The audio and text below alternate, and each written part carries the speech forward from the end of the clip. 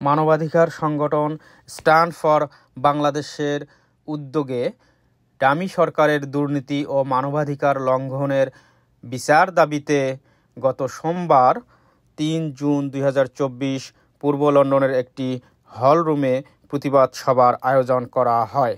সংগঠনের সহসভাপতি মোহাম্মদ মনিরুল ইসলাম শামীমের সভাপতিত্বে এবং সাধারণ সম্পাদক আমিনুল ইসলাম মুকুল ও জ্যেষ্ঠ যুগ্ম সম্পাদক মোহাম্মদ খলিলুর রহমানের যৌথ পরিচালনায় অনুষ্ঠানের শুরুতে পবিত্র কুরআন তিলাওয়াত করেন মোহাম্মদ শাহিন আলম। সভায় প্রধান অতিথি হিসেবে বক্তব্য রাখেন বাংলাদেশ জামায়াতে ইসলামী সিলেট মহানগরীর সাবেক সেক্রেটারি সিরাজুল ইসলাম শাহিন। বিশেষ অতিথি ছিলেন আমার দেশ ইউকের নির্বাহী সম্পাদক অলিউল্লাহ নোমান, বাংলাদেশ ইসলামী ছাত্র শিবিরের সাবেক কেন্দ্রীয় অফিস সম্পাদক ও রাজশাহী বিশ্ববিদ্যালয় সভাপতি মোহাম্মদ শামসুল আলম গোলাপ, শিবিরের ঢাকা মহানগরী দক্ষিণের সাবেক সভাপতি doctor Muhammad Moinuddin Mridha, piece for বাংলাদেশের সহসভাপতি মোহাম্মদ মাহিন খান ও ফাইট ফর রাইটস ইন্টারন্যাশনালের সাধারণ সম্পাদক বুরহান উদ্দিন চৌধুরী।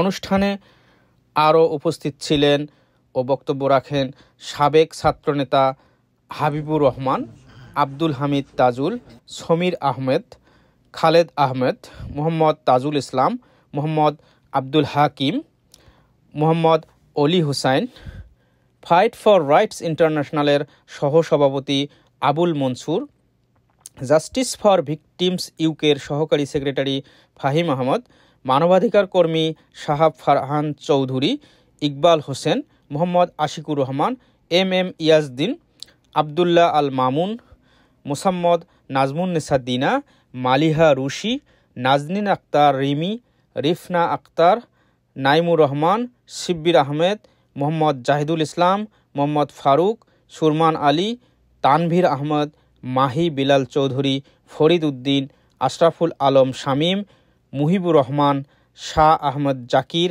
জাবির আহমদ, আলী আশরাফ, মাহমুদুল হাসান, মোহাম্মদ আবু রায়হান, আরিফ, রিমেল, রিফাত প্রমুখ।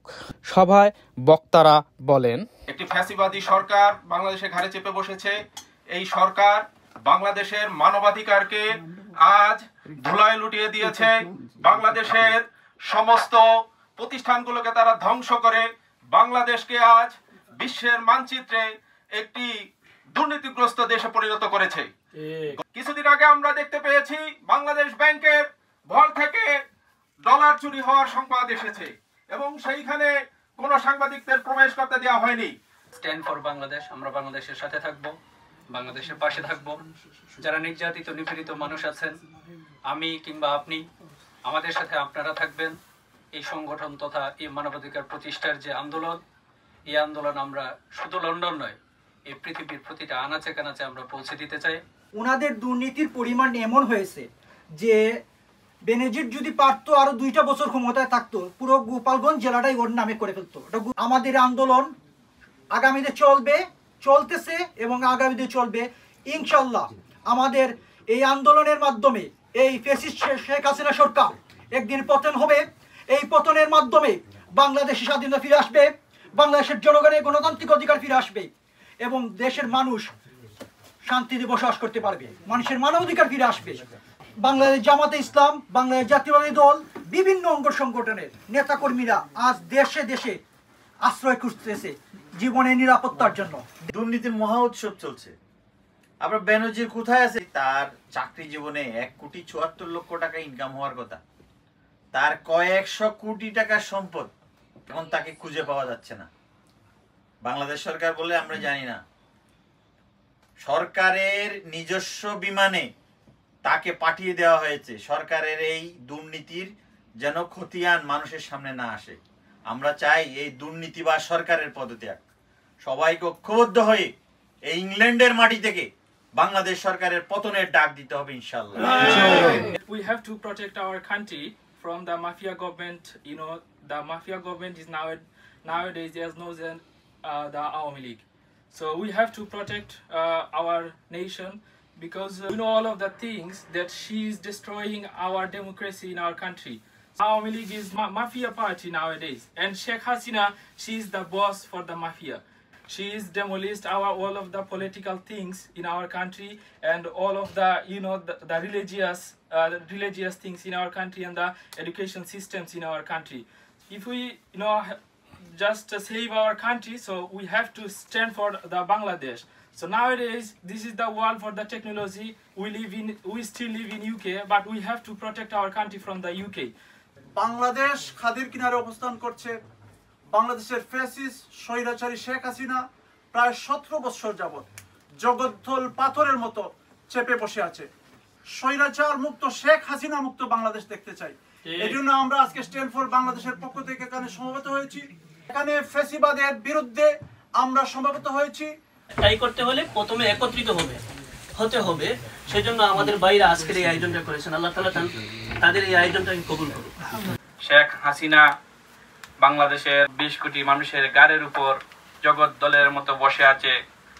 একজন মানুষ বিনা ভোটে তিনবার বাংলাদেশের মানুষের ভোটের অধিকার হরণ করে, বাংলাদেশের মানুষের বাক স্বাধীনতাকে হরণ করে, যিনি বারবার বাংলাদেশের গণতন্ত্রকে, বাংলাদেশের অর্থনৈতিক, বাংলাদেশের রাজনৈতিক, সামাজিক প্রতিটি ক্ষেত্রে যিনি বাংলাদেশকে ধ্বংস করার জন্য লিপ্ত আছেন, বাংলাদেশকে অন্য আরেকটি দেশের অঙ্গরাজ্য হিসাবে যিনি সৃষ্টি করেছেন, যিনি বাংলাদেশের স্বাধীনতাকে, যিনি বাংলাদেশের সার্বভৌমত্বকে উপর আঘাত হেনেছেন, সেই অবৈধ অগণতান্ত্রিক নিশিরাতের শেখ হাসিনাকে প্রতিহত না করা পর্যন্ত আমরা আমাদের আন্দোলন থামাবো না ইনশাআল্লাহ।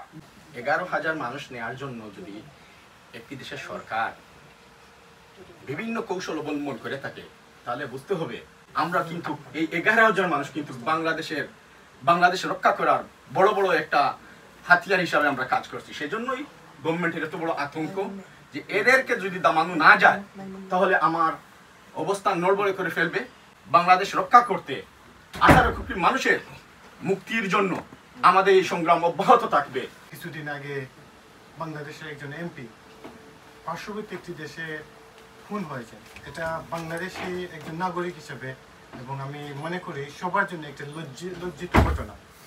আজকের এই প্রোগ্রাম থেকে এই আহ্বান করবো সবাইকে, আপনারা সবার অবস্থান থেকে এই ফ্যাসিস্ট হাসিনা সরকারের বিরোধিতা করেন এবং নিজের অর্থ দিয়ে, নিজের গাম দিয়ে যেভাবে পারেন এই হাসিনার বিরুদ্ধে কথা বলতে থাকুন। আমাদের দেশের দুর্নীতি, দুঃশাসন এবং দেশের যে পরিস্থিতি, আমাদের দেশের প্রাইম মিনিস্টার এবং ব্রিটিশ গভর্নমেন্টের সাথে যে চুক্তিটি হয়েছে, এটা অত্যন্ত আমাদের জন্য দুঃখজনক। যতদিন পর্যন্ত বাংলাদেশের ন্যায় বিচার, স্বাধীনতা এবং গণতন্ত্র পুনরুদ্ধার না হচ্ছে, একটা বাইরে যেন বাংলাদেশে ডিভোট না হয়। অবৈধ হাসিনা, আমি একটা কথা বলতে চাই, তোমার বাবা শেখ মুজিব দেশটাকে কি একাই স্বাধীন করেছিল নাকি সমগ্র বাংলাদেশ মানুষ মিলে দেশ স্বাধীন করেছিল? অবৈধভাবে ভোট হরণ করে, মানুষের গণ অধিকারকে হত্যা করে তুমি তোমার রাষ্ট্রযন্ত্র কায়েম করেছো। আর প্রতিদিন নিশিরাতে যে তুমি শোভন থেকে তারেক জিয়াকে লন্ডন থেকে নিয়ে দেশে শাসন করবে, ফাঁসি দিয়ে ঝুলাবে, তুমি তোমার স্বপ্নের গন্তব্য চিন্তা করে দেখো তোমার পরিস্থিতি কি হয়। ইনশাল্লাহ আমরা যতদিন বেঁচে থাকবো আমরা এই অবৈধ হাসিনার বিরোধিতা করে যাব এবং আমাদের মানবাধিকার কর্মী বাইরা যারা আছে নির্যাতিত, নিপীড়িত, বাংলাদেশ জাতীয়তাবাদী ছাত্র দল এবং বাংলাদেশ ছাত্র শিবিরের বাইরা যারা নির্যাতিত, নিপীড়িত আছে, আমরা ঐক্যবদ্ধ হয়ে এখান থেকে আন্দোলন করব এবং এই অবৈধ হাসিনার পতন ঘটিয়ে ছাড়বো ইনশাল্লাহ। আমি একজন বাংলাদেশের নাগরিক হিসাবে আমি দুঃখের সাথে বলতে হচ্ছে যে এই দেশে আমাদের ভোটের কোনো অধিকার নাই। দেশের বড় বড় এমপি এবং মন্ত্রী যারা সবাই দুর্নীতির সাথে জড়িত এবং পুলিশ সহ সেনাবাহিনীর ঊর্ধ্বতন কর্মকর্তারা এগুলোর সাথে জড়িত। আমরা বাংলাদেশকে একটি নিরাপদ এবং শান্তির রাষ্ট্র হিসাবে দেখতে চাই। যে বিষয়ে আমাদের আজকের প্রোগ্রাম, ডামি সরকারের দুর্নীতি এবং অব্যাহতভাবে যে মানবাধিকার লঙ্ঘন, যারা এর সাথে জড়িত তাদের বিচার দাবিতে প্রতিবাদ সভা। আপনারা ইতিমধ্যে অবগত হয়েছেন বাংলাদেশের সাবেক সেনাপ্রধান, সাবেক পুলিশের প্রধান, তারা কত বড় দুর্নীতিবাজ এবং দুর্নীতি করে এই সাবেক পুলিশ প্রধানকে খুব সুন্দর করে সহজভাবে বিদেশে পাড়ি দেওয়ার সুযোগ করে দেওয়া হয়েছে। তার মানে বোঝা যায় যে সরকারের উচ্চ মহল সবাই দুর্নীতির সাথে জড়িত এবং সম্প্রতি আপনারা জানেন যে একটি নিউজ বের হয়েছে যে 4 জন এমপি মালয়েশিয়ায় যারা নিজের জমি বিক্রি করে ভিটাবাড়ি বিক্রি করে মালয়েশিয়ায় গিয়ে বাংলাদেশে রেমিটেন্স পাঠায় সেই শ্রমিক ভাইদের কাছ থেকে প্রায় 24,000 কোটি টাকা হাতিয়ে নিয়েছে 4 জন এমপি, যেখানে একজন মানুষের মালয়েশিয়া যাইতে খরচ 78,000 টাকা, সেখানে তারা 5,44,000 করে জনপ্রতি টাকা নিয়ে এই এতগুলো টাকা মেরে দিয়েছে। এবং তাদের এই দুর্নীতি অপকর্মের কারণে মালয়েশিয়ার শ্রম বাজার বন্ধ হয়ে গেছে, হাজার হাজার ভাইরা আজকে পথে বসেছে, অনেক পরিবার পথে বসেছে। এই সমস্ত সকল দুর্নীতির আমরা বিচার চাই অবিলম্বে। যেগুলো রাষ্ট্রের যে 3টা অংশ থাকে, আইন বিভাগ, বিচার বিভাগ, শাসন বিভাগ, আপনারা জানেন যে বাংলাদেশের এই সবগুলো কোনো বিভাগ না, সব এখন এক বিভাগ, একজন ব্যক্তির কথায় বাংলাদেশটা চলছে। শেখ হাসিনা বাংলাদেশকে যে জায়গায় নিয়ে গেছে, যদি শেখ হাসিনা বিরোধী বাংলাদেশকে ভালোবাসে এই গ্রুপটা নিজেকে শক্তিশালী করতে পারে, ঐক্যবদ্ধ হতে পারে, তাহলে তাদের পরাজয় সম্ভব। যে বাংলাদেশ সরকার বাংলাদেশকে নিয়ন্ত্রণ করে তারা নিশ্চিত হয়ে বসে নাই, তারা এদেশ থেকে এদেরকে নিয়ে যাওয়ার চেষ্টা করছে। এখান থেকে যে আন্দোলন হচ্ছে তারা এটাকে গুরুত্বপূর্ণ মনে করছে। বাংলাদেশে যারা আছে তারা সরকার নিয়ন্ত্রণে আছে, আমরা কিন্তু সরকারের নিয়ন্ত্রণে নাই। সবাই মিলে ঐক্যবদ্ধভাবে সরকারের পতন ঘটাতে পারি, সত্যিকারই বাংলাদেশে গণতন্ত্র ফিরিয়ে নিয়ে আসতে পারি, মানবাধিকার ফিরিয়ে নিয়ে আসতে পারি। এই বিচার ব্যবস্থাটাকেও সত্যিকার বিচারকদের হাতে নিয়ে আসতে হবে, শাসন ব্যবস্থাটাকে সত্যিকার যারা শাসন করে তাদের হাতে নিয়ে আসতে হবে, আইন বিভাগটাকে ঠিক করতে হবে, তাহলে ওরকম সৎযোগ্য লোকদেরকে এমপি বানাতে হবে। টোটাল সমাজ ব্যবস্থাটাকে চেঞ্জ করছে। চেঞ্জের জন্য যেন আমরা অর্থবহ ভূমিকা পালন করতে পারি। বাংলাদেশ একটি ফেসিবাদী সরকারের দ্বারা নিয়ন্ত্রিত দীর্ঘদিন, প্রায় 17 বছর হয়ে গেছে। এর আগে 2 বছর মঈনুদ্দিন ফখরুদ্দিনের সেনা শাসন ছিল। জুলুম নির্যাতনের মাধ্যমে বাংলাদেশের মানুষ আছে, যারা বাংলাদেশে বাস করতেছে, যারা বাংলাদেশে আছে, প্রতিনিয়ত তারা খুব অসহনীয় অবস্থার মধ্যে আছে। বাংলাদেশটাই এখন একটা কারাগারে পরিণত হয়েছে। কেউ না কেউ কোনো না কোনোভাবে নির্যাতিত, যাদের বিরুদ্ধে মামলা হামলা নাই তারা নির্যাতিত দ্রব্যমূল্য দ্বারা অথবা পার্শ্ববর্তী আওয়ামী লীগের নেতাকর্মী দ্বারা, মানে একভাবে না একভাবে বাংলাদেশের মানুষ, সাধারণ মানুষ বলতে যারা বোঝায়, তারা সবাই মানে একটা নিপীড়নের মধ্যে আছে। এই নিপীড়ন থেকে মুক্ত হতে হলে সবার আগে দরকার বাংলাদেশের ফেসিবাদী সরকারকে পরিবর্তন করা। রাজনৈতিক দলগুলো ঐক্যবদ্ধভাবে দীর্ঘদিন থেকে চেষ্টা করছেন, কিন্তু বাংলাদেশের পরিবর্তনের জন্য কর্মসূচি দরকার। ফেরাউনের শাসনটা যেরকম ছিল, আমাদের দেশের শাসনটা আজকে সেই রকম। আমি বিষয়ে গেছিলাম, বললাম যে আমরা ফেরাউনেরও দেখতে আসছি, বললো যে তোমরা কি ফেরাউন, সব ফেরাউন। আমাদের দেশটা ওই রকম সব ফেরাউনে ভরে গেছে। সুতরাং এদেরকে মুক্ত হতে হলে আমাদের দরকার একটা গণবিপ্লবী মুখী যদি না হয়, বাংলাদেশ থেকে কোনোদিন ফেসিবাদের পতন হবে না। বিস্ময়কর যে চুক্তি শুনতে পাচ্ছি বাংলাদেশের বর্তমান অবৈধ সরকারের সাথে দেশের ব্রিটিশ সরকারের, যে বাংলাদেশিদের কিছু মানুষকে রিপোর্ট করার যে উন্নয়ন, যে চুক্তি শুনতে পাচ্ছি, অবিলম্বে এটি প্রত্যাহারের জন্য আমরা জোর দাবি জানাচ্ছি। একই সাথে বাংলাদেশের 2টি সংস্থার প্রধান, সাবেক প্রধান, বাংলাদেশের সেনাপ্রধান, সাবেক সেনাপ্রধান, সাবেক পুলিশ প্রধান, দুজনের বিরুদ্ধে যে দুর্নীতির অভিযোগ উত্থাপিত হয়েছে, অনতি বিলম্বে তাদেরকে আইনের আওতায় এনে বিচারের কাঠগড়ায় দাঁড় করিয়ে সমস্ত অন্যায়ভাবে লুটপাটকৃত সমস্ত টাকাগুলো যাতে করে দেশে ফিরিয়ে নিয়ে দেশের কাজে যেন লাগানো যায়, সে ব্যবস্থা যেন করা হয়। সেই ক্ষেত্রে দেশের সকল রাষ্ট্রীয় প্রতিষ্ঠান এবং সরকার সহ অবভিয়াসলি সবাই যেন ভূমিকা রাখেন, সেই জোর দাবি জানাই।